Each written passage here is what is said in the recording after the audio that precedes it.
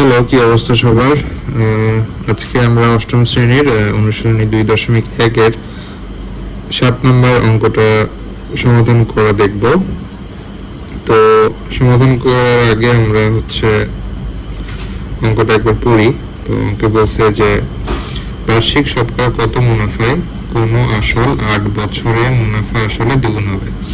তো আমি মুনাফা আসলটা এখানে মার্ক করে রাখছি এবং এটা আমরা অর্থাৎ 6 নম্বর ম্যাথে বলছিলাম যে মুনাফা আসল মানে হচ্ছে মুনাফা যোগ আসল, ঠিক আছে?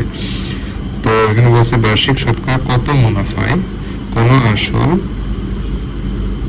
8 বছরে মুনাফা আসলে দ্বিগুণ হবে, ঠিক আছে? তো আমরা এখানে বলছে কত মুনাফায়, তো মুনাফাটা আমাদের অজানা আছে, তো এটাকে আমরা ধরে নিব। তো আমি যদি লিখি যে মনে করি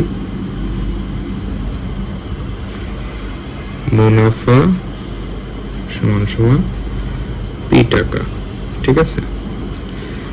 আচ্ছা, তারপর হচ্ছে কোন আসল, আমরা মুনাফা পি না, আমরা কোন আসল যা বলছে, কোন আসল মানে আসলটা অজানা, অর্থাৎ আমরা আসলটা ধরে নিব।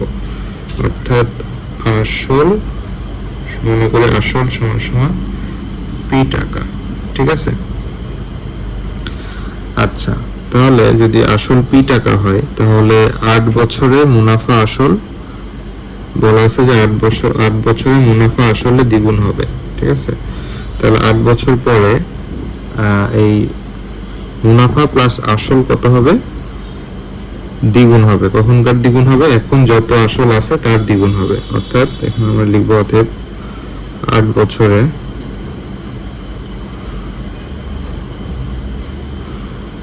বছরে মুনাফা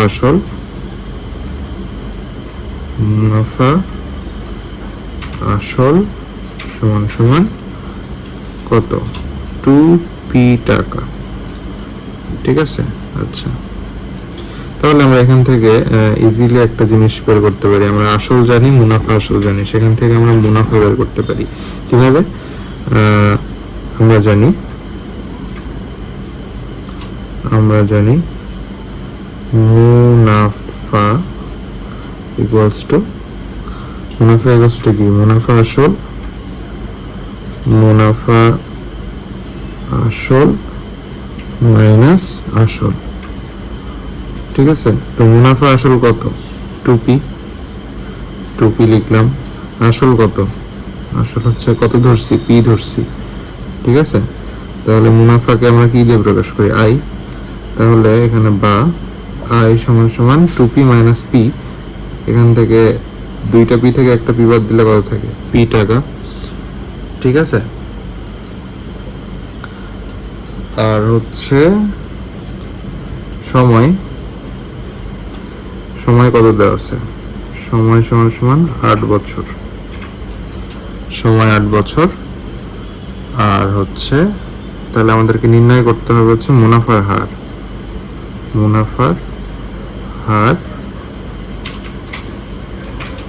আর সমান সমান কত, এটা আমাদেরকে বের করতে হবে, ঠিক আছে? মুনাফার হার কেন বের করতে হবে? এই যে শতকরা কত মুনাফায়, মানে শতকরা মুনাফা মানেই মুনাফার হার, শতকরা মুনাফা মানেই মুনাফার হার, ঠিক আছে? তো আমরা সহজ একটা সূত্র জানি, আমরা জানি I is equals to PNR। এখান থেকে আমরা R ইজিলি ক্যালকুলেট করতে পারি। তাহলে আমরা এটাকে যদি R করি তাহলে I by P divided by PN, ঠিক আছে? এটাকে যদি আমরা ক্যালকুলেশন করি তাহলে I এর মান কত?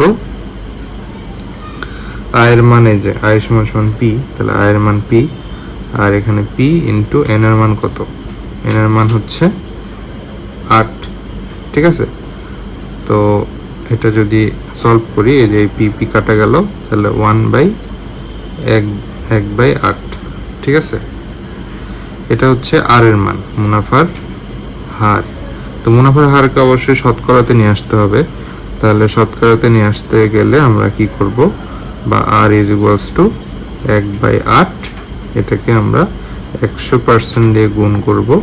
100% দিয়ে যদি গুণ করি তাহলে এটা কাটাকাটি করলে মানে কত আসবে, 12.5%, এটাই উত্তর।